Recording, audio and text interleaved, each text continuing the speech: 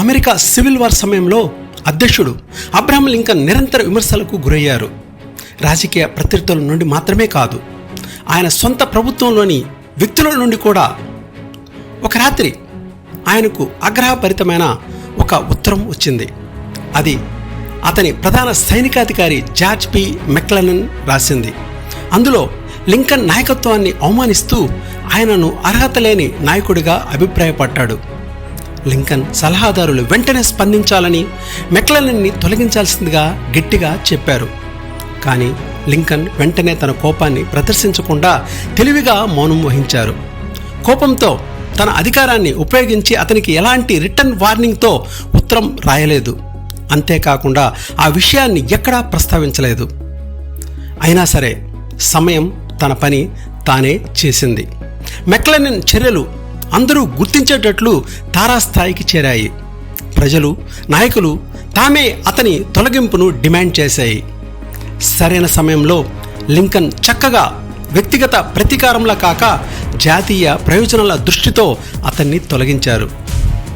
చరిత్రలోని ఈ సన్నివేశం మనకు సైలెన్స్ యొక్క పవర్ని తెలుపుతుంది.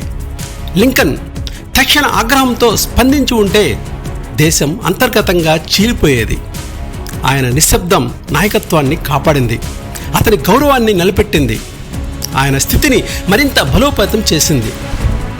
నిశ్శబ్దం బలహీనత కాదు, అది నాయకత్వం, అది వ్యూహం, అది నిజమైన శక్తి. రండి, మన ఇవాల్టి టాపిక్ నిశ్శబ్దం ఓ ఆయుధం. ఈరోజు మనం ఒక గొప్ప రహస్యాన్ని తెలుసుకోబోతున్నాం. సైలెంట్గా ఉండడం బలహీనత కాదు, అదే అసలైన శక్తి.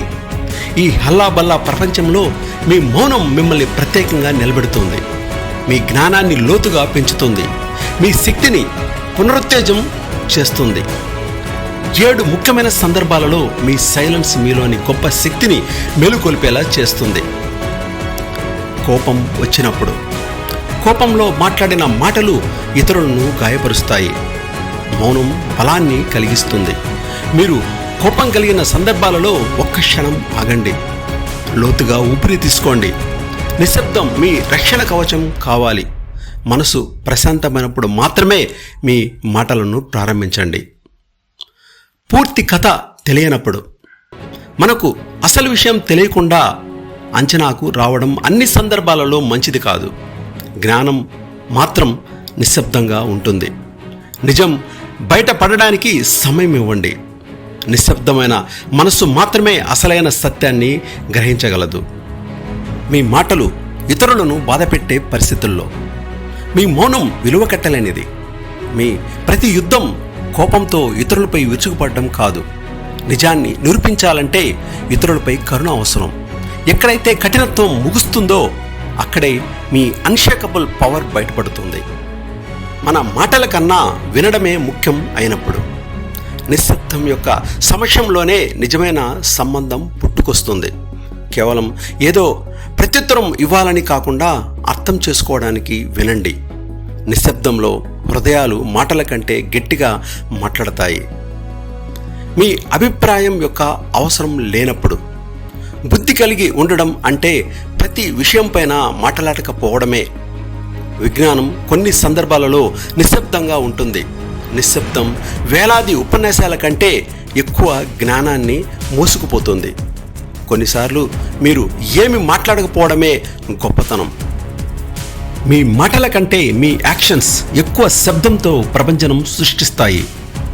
మీ కళల్ని ప్రపంచానికి ప్రకటించాల్సిన అవసరం లేదు, వాటిని నిశ్శబ్దంగా నిర్మించండి. మీరు సాధించిన విజయమే మీ గొప్ప ఉపన్యాసంగా మారాలి.